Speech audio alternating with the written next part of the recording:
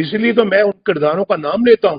General Bajwa صاحب، آپ کو اس حکومت کی تمام ناکامیوں کا حساب دینا ہے۔ جنرل فیض صاحب، آپ کو جواب دینا ہے کیوں آپ نے نواز شریف اور اس کی بیٹی مریم نواز کو جیل میں رکھنے کی درخواست کی، کیوں آپ نے اپنے حلف کی خلاف ورزی کی۔ ہماری کردار کشی کرنا چھوڑ دو۔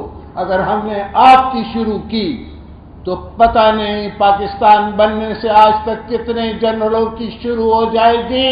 میرے جرنیلوں نے پاکستان کی تاریخ میں کتنی دفعہ آئین کو ذبح کیا ہے، جمہوریت کو ذبح کیا ہے، لہذا فوج کو فوری طور پر اپنی پوزیشن واضح کرنی چاہیے۔ جو شناختی کارڈ ان کے پاس ہے نا پاکستانی ہونے کے لیے، وہی میرے پاس ہے۔ یہ جو سمجھتے ہیں نا کہ ہم کوئی ماورائے کائنات کوئی مخلوق ہے، یہ تصور نہیں کیا جا سکتا۔ جب ایک فرد واحد جس کا نام جنرل فیض حمید ہے، میرا تو یہ جو مقدمہ ہے یہ جنرل فیض صاحب کا بنایا ہوا ہے، انہی کا چلایا ہوا ہے۔ مجھے بتائیں کہ فوجی جرنیل جو شب خون مارتے ہیں، جو مارشل لاء لگاتے ہیں، یہ کون ہیں؟ یہ پاکستان کے ٹھیکیدار ہیں؟ یہ ہر معاملے میں کود پڑتے ہیں؟ یہ اپنی ڈومین میں کیوں نہیں رہتے؟ یہ اپنے دائرے میں کیوں نہیں رہتے؟ یہ کیوں حکومتی اداروں کے اندر جو ہے نا وہ آ کے قدم رکھتے ہیں؟ کیوں کارگل کا ایک شوشہ چھوڑتے ہیں کہ جب مشرقی پاکستان ٹوٹا تو کون پاکستان کا حکمران تھا؟ فوجی ٹولہ برباد کر چکا ہوں اس پاکستان کو، تباہ کر دیا اس پاکستان کو، لہو لہان کر دیا پاکستان کو، خراب کریں یہ فوج کے جنرل۔ نواز شریف اب پاکستان تم ٹھیک کرو۔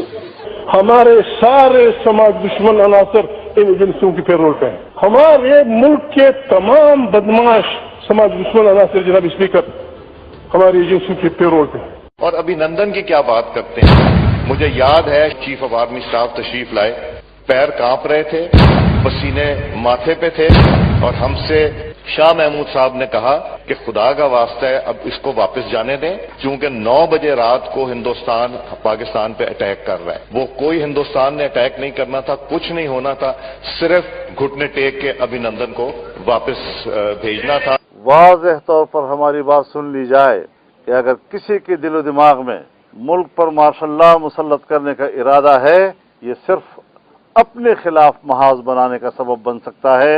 دفاع کے لیے 250 ارب رکھا گیا ہے، جو بجٹ میں اس وقت ان کی ایلوکیشن ہوئی ہے ان کے اوپر ان کا حق نہیں بنتا، لیکن آج بھی یہ پوری امپیونٹی کے ساتھ اپنا سینہ چوڑا کر کے ڈیفنس بجٹ کو کلیم کر رہے ہیں اور مانگ رہے ہیں قوم سے۔ قوم کی ہڈیوں سے گوشت تک جو ہے انہوں نے نچوڑ لیا ہے اور اتار لیا ہے۔ میں ڈی ایچ اے کے خلاف ہوں۔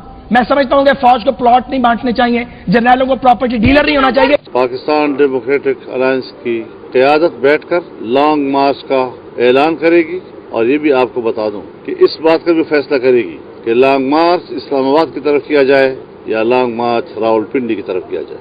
65 میں فیک وکٹری ڈکلیئر کی، وہ پوچھا آپ نے، انہوں نے سیاچین ہارا آپ نے پوچھا ان سے، انہوں نے کارگل ہارا آپ نے پوچھا ان سے۔ میں نے خود جب واجپئی صاحب نے اس بات کا گلہ کیا کہ جناب دیکھیں ایک طرف تو لاہور ڈکلیریشن ہو رہا ہے اور دوسری طرف جو ہے وہ کارگل کا وہ مس ایڈونچر کر کے میری پیٹھ پر چھرا گھونپا گیا، میں نے کہا بالکل واجپئی صاحب ٹھیک کہتے ہیں۔ کوئی سیاستدان، کوئی حکمران اس وقت تک ملکی خزانہ نہیں لوٹ سکتا، اس وقت تک وہ کرپشن نہیں کر سکتا جب تک کہ پاکستان کی اسٹیبلشمنٹ اور بیوروکریسی اس کو سپورٹ نہ کر رہی ہو۔ جب تک ہماری اسٹیبلشمنٹ اور بیوروکریسی سیاستدانوں کے کرپشن کے لیے ماحول نہیں بناتی، ان کو اس پر آمادہ نہیں کرتی، اس کی ترغیب نہیں دیتی، اس کا لالچ اس کو نہیں دیتی، سیاستدان خود اکیلے کبھی بھی کرپشن نہیں کر سکتا۔